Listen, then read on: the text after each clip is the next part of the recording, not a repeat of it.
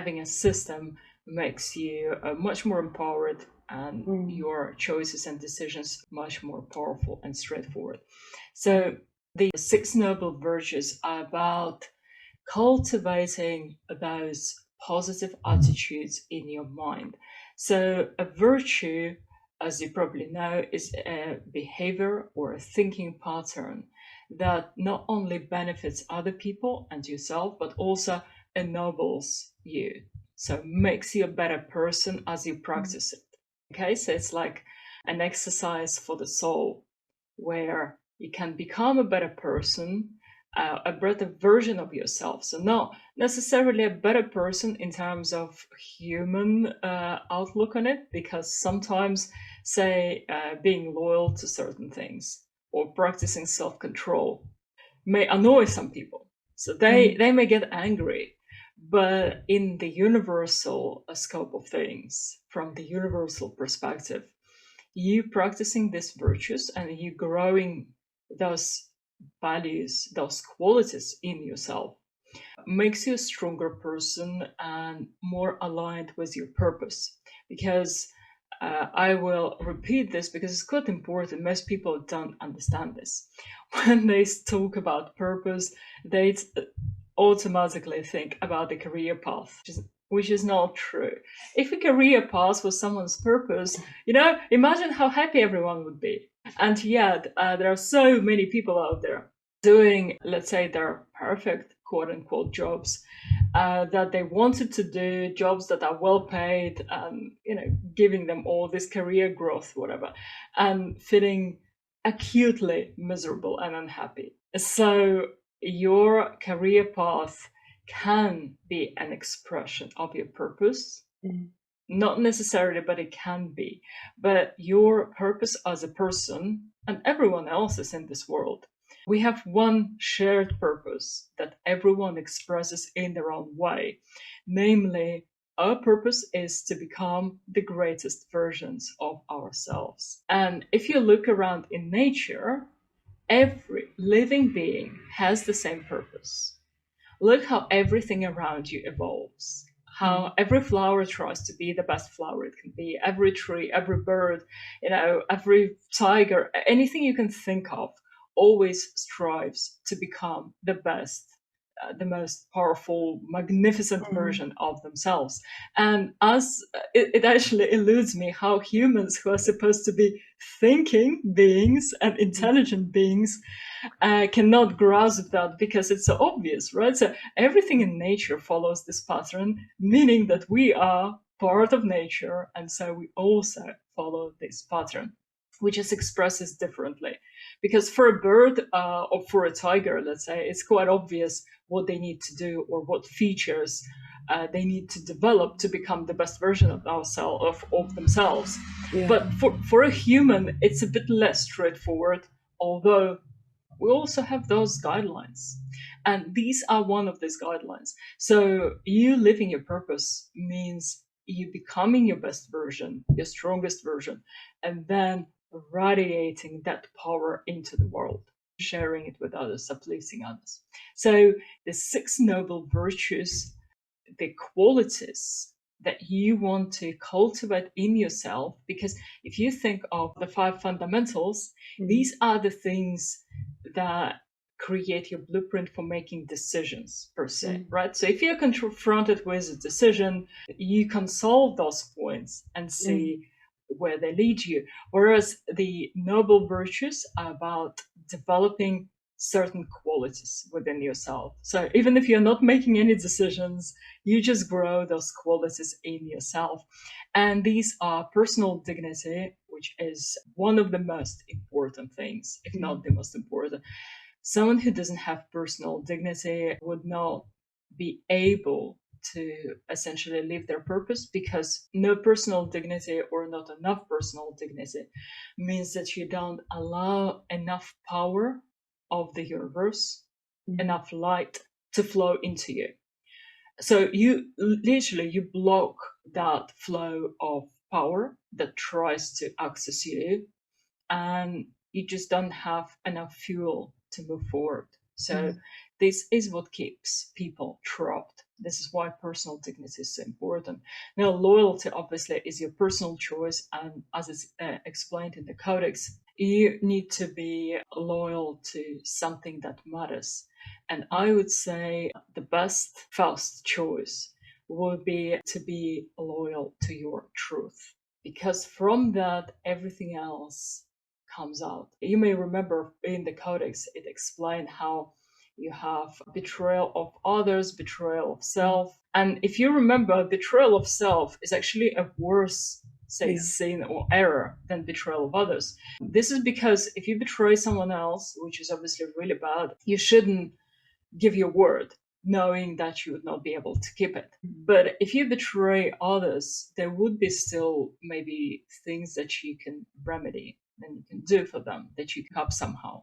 But if you betray yourself, it triggers a mechanism of self-destruction, of internal self-destruction. And then not only you suffer, but also other people around you, people who you know, people close to you, but also people who are not close to you, say your neighbors and even people you pass on the street, because that vortex of negative energy that a person unleashes by that choice of not being true to themselves and starts in collapsing inwards, that vortex of negative energy starts affecting everything else and infecting everything else. So this is why it's so bad.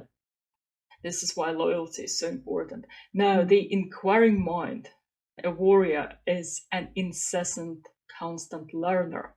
So a warrior is someone who never stops. It's one of the ways of evolving yourself. There is never a point where you can say, okay, so I've learned everything, I've evolved myself, I'm done. And this is why you always should think, okay, so whatever I'm doing, can I do it better? Whatever I'm handling, can I handle it better? If you're presented with a question, let's say, or with a decision to make, always look at different angles. And let's say you find 3 angles how to approach this problem. Always ask yourself, are there more? Are there 5? Can I find 6?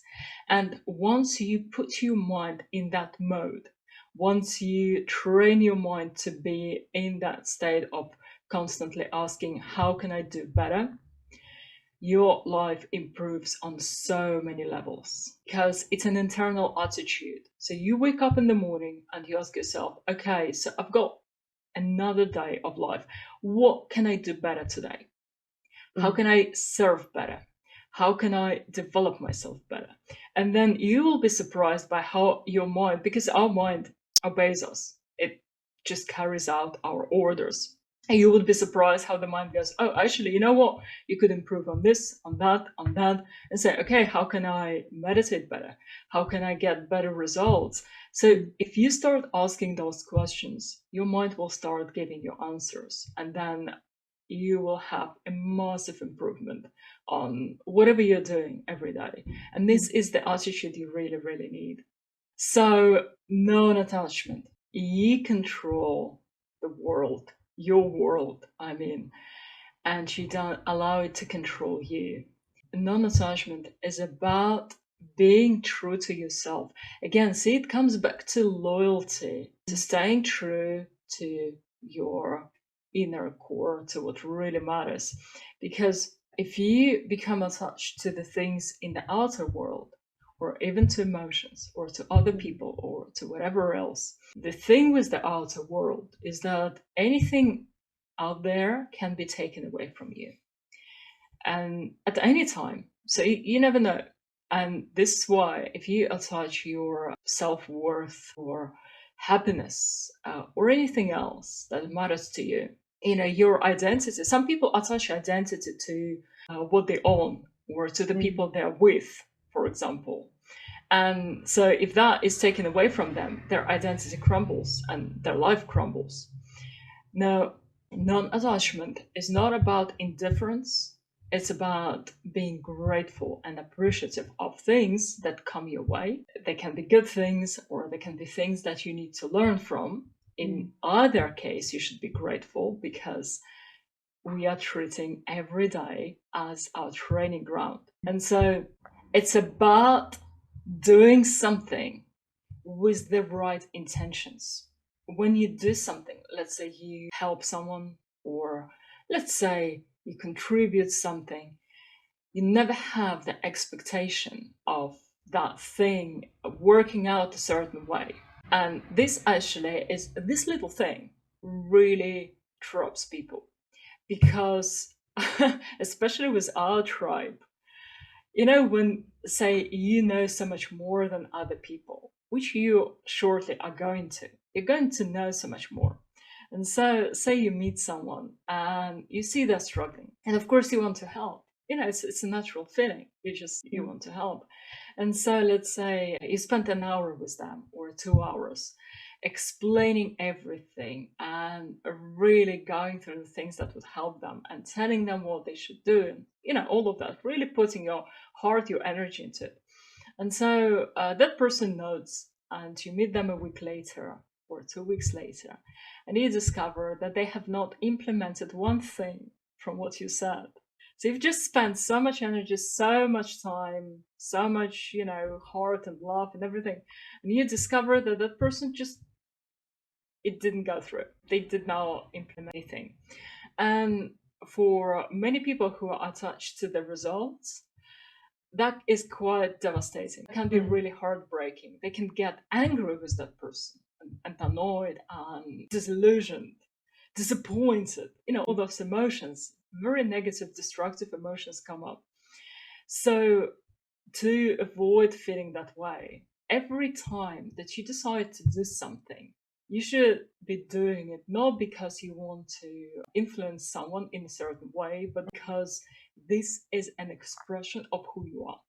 You're doing something because this is, let's say, this is how you roll. That you are enjoying the process. You are enjoying, let's say, sharing your presence with someone with no expectations. So if that person changes as a result of your interaction, great. If they don't, you still did what you wanted to do, namely to share your light with them. So you've accomplished that goal of sharing your presence. So in either case, you got what you wanted from this. And from everything else that you do in life, again, if it doesn't, say, work out the way that you wanted to, and mind you, sometimes it's actually better for you if it doesn't.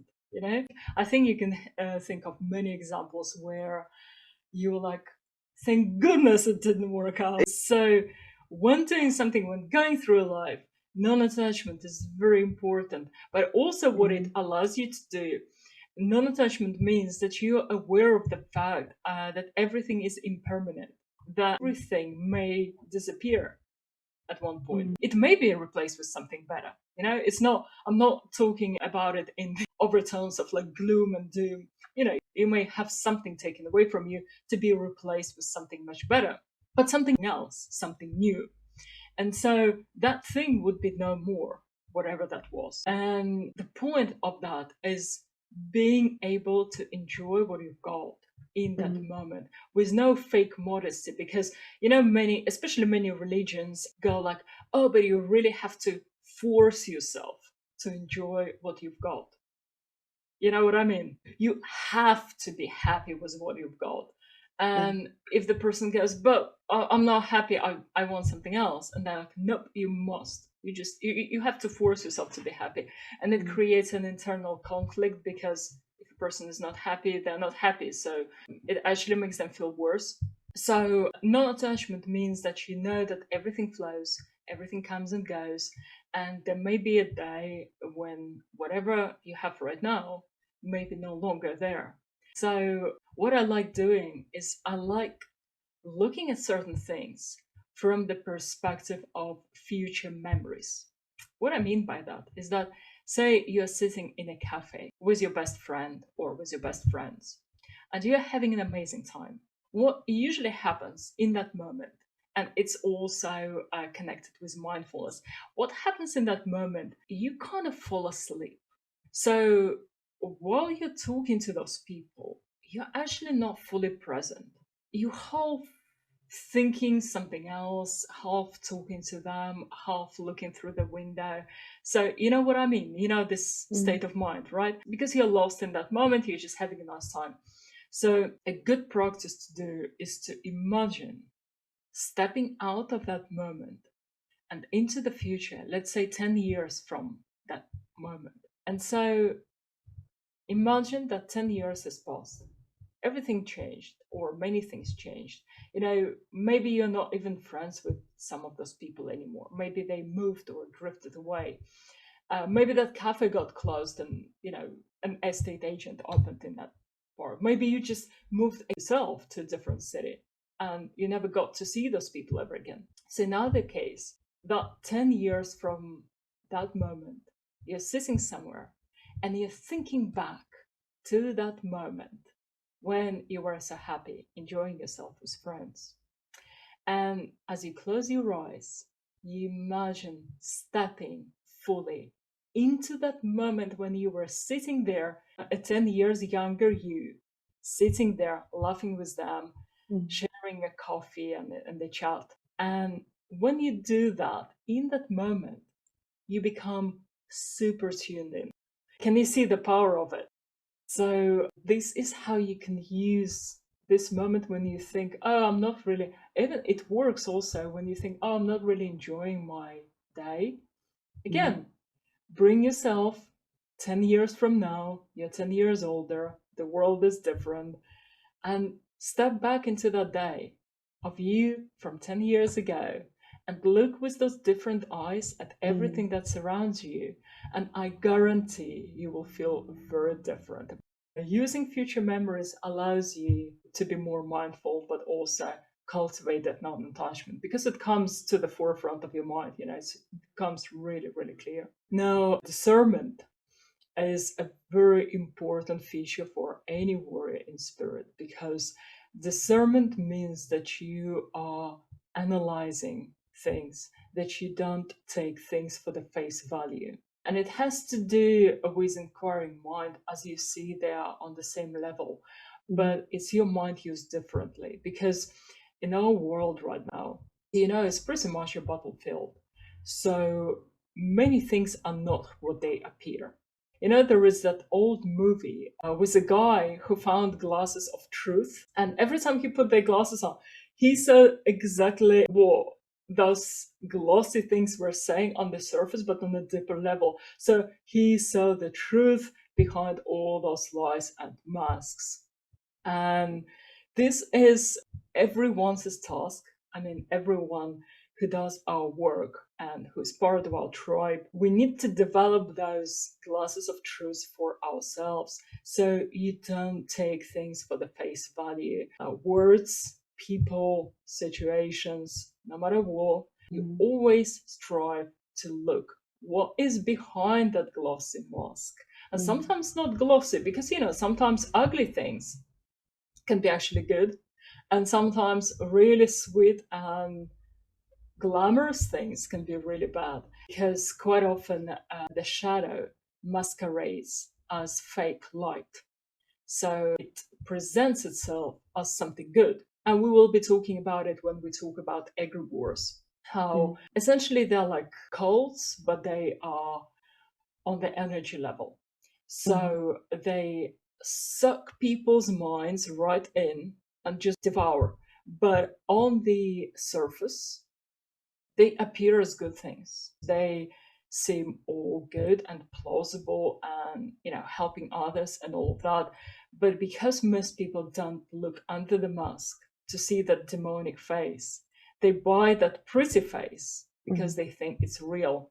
Now, for a warrior in spirit, for an Ariya warrior, it's a very dangerous mistake to make because the more power you wield, the more of a desirable target you will become. And so there will be more and more attempts to pull you to the dark side naturally, okay? Because Mm. you will be a more prized possession, so to speak, a more prized target for Mm. them. So it's not to intimidate you because he will have the tools to deal with it. I'm just saying that this is what's going to happen because your value will increase in this war between the light and the shadow. So the shadow will be like, oh my God, I want someone like that amongst our ranks. So this is why discernment is super, super important. And of course, self-control. Again, you can see that self-control and loyalty are on the same level. So loyalty to yourself also fuels your self-control. Because when you feel that, oh, I may treat myself, I may sleep, I may, just do it once, ask yourself whether that is consistent with your truth. And what you will notice that if the answer is no, if your personal dignity is strong, then your mind will actually block that attitude or that temptation automatically. So in most people, they have to struggle with self-control. They have to be like, oh, I'm using so much power to control myself. And when they're tired, for example, that self-control sleeps. Or when they're sad, say people who are dieting or want to have nice figure or a strong body, suddenly if they're depressed, if they're tired, they sleep, they start overeating, they say lose control. But this happens because they don't have these other things in place. They don't have a personal dignity in place enough, and they don't have that truth, that loyalty to themselves. Because what happens to someone who has these things, as I said, as soon as that incongruent attitude or thought or desire comes up, you're actually using the inherent way the mind is built. And that is the mind always strives to keep things within itself congruent. You see what I mean? If you have one belief, the mind will make sure that everything else falls into the same line. This is how, for example, a confirmation bias works. So you've got a belief, and then everything else falls into the same basket.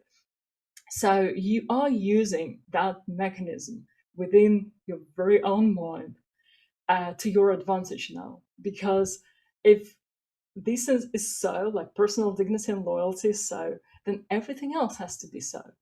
And so if something comes up, your mind will actually block it by itself. It's like, no, we don't want to do that. There will be an actual resistance towards temptations in your mind. So it will become easier for you not to do it because you would have to fight against yourself to give into temptation, and now it's not tempting anymore. You see what I mean? So this is the power of setting up your mind the right way. It then works for you automatically. You don't need to strive, you don't need to struggle, you don't need to be scared of you sleeping, because so many people, when they start striving towards something and they discipline themselves, they try to develop self-control, they actually dig down, and you may relate to that as well. Earlier on your journey, when you were striving towards something, you set yourself some nice goal, but at the same time, there was always that constant fear in the background that you won't make it.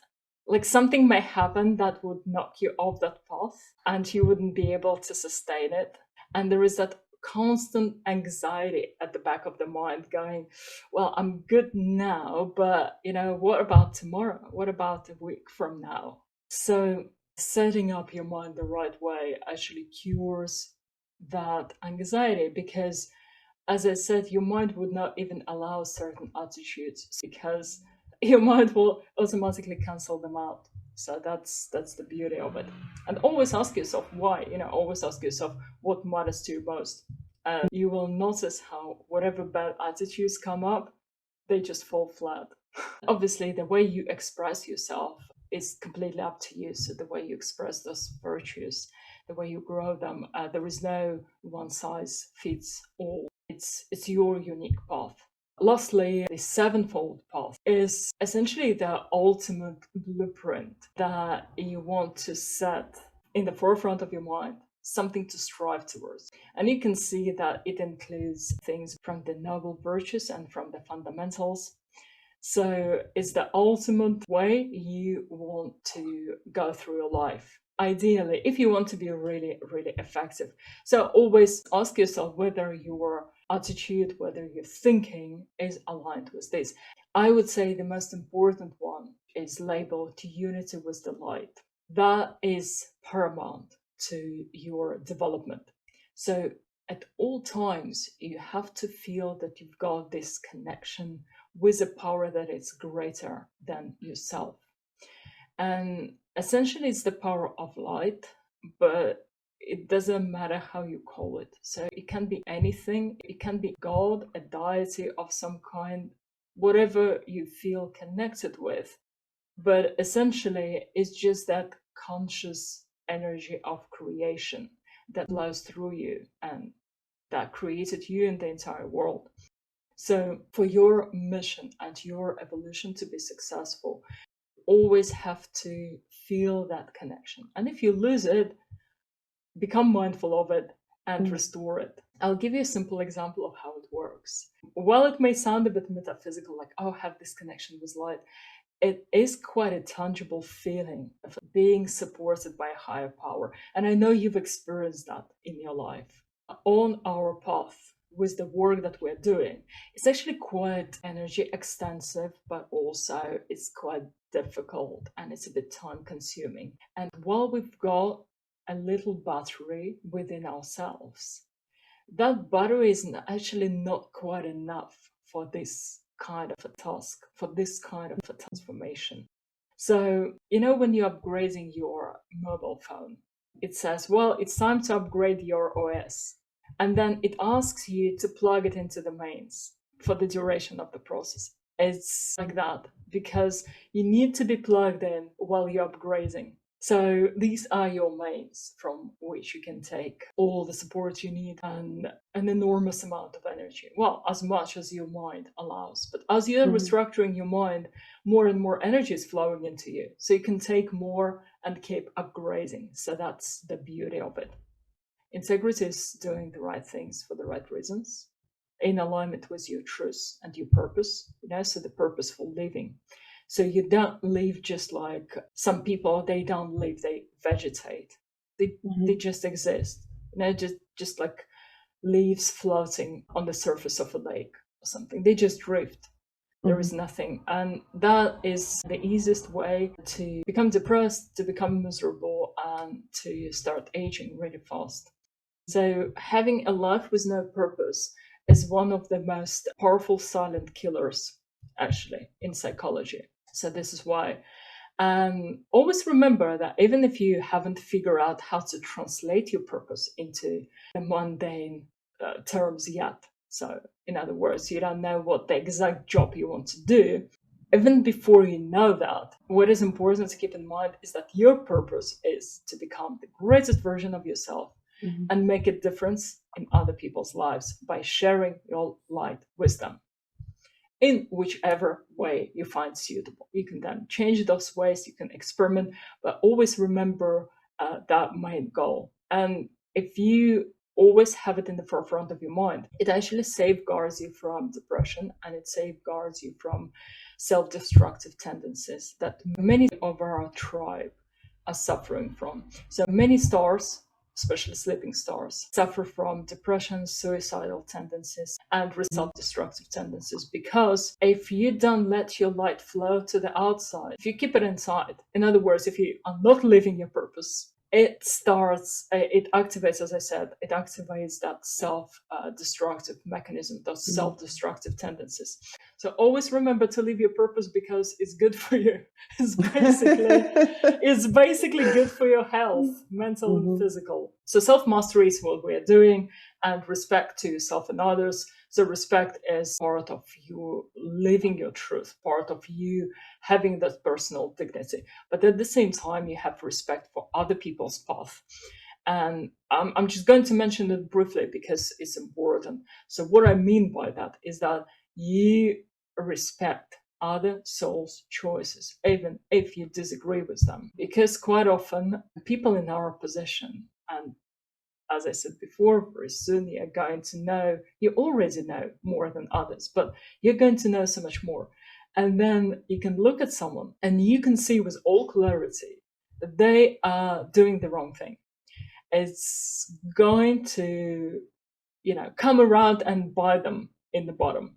It's going to bring them pain. It's going to put them in some bad position. And you're trying to stop them out of instinct because you think, oh, I know so much better. And then they don't listen. And you can get annoyed or frustrated. But this is where respect comes in. So you should remember that other people's souls have their innate wisdom, and they need certain lessons to go through. They're learning their own way, and it's not up to you to judge how other people should learn and how other people should develop. So even if they go through some experiences that are dark and painful, it's probably something that their soul needs to understand some deeper truth. And the fact that you disagree with that, you think it's wrong, doesn't really translate to anything. It's only your preconception, it's only your opinion. And for that soul, those experiences may be something that will really, really elevate them. So you mustn't try and rob them of those experiences by force and forcing them into your ways. So this is a part of respecting others. Lastly, the Ariya code is a good little mantra. It's got only 8 points, 8 very short lines, and it's a good little mantra to repeat to yourself first thing in the morning, or whatever you feel that, let's say, your spirit dips a little bit, or you're feeling a little bit low, or just to remind yourself who you are and what you're doing. So you can start, the best way to start is to start repeating it out loud, and then later on, just repeat it silently in your mind. Because especially if you say it with full intention, you can notice the power behind those words. So I will read it to you out loud so you can experience how it sounds with the full intention. It's not just the words to say, you have to mean it, all right? So the code goes like this. I'm sworn to the light, the source of life and truth. I act with integrity and honor. Every day is my training ground. I show respect for the free will of others. My life unites both physical and non-physical reality. My tribe are my brothers in spirit. I do not boast. My work speaks for itself. My power is in service to the world. Okay, so this concludes this section of setting up your mind.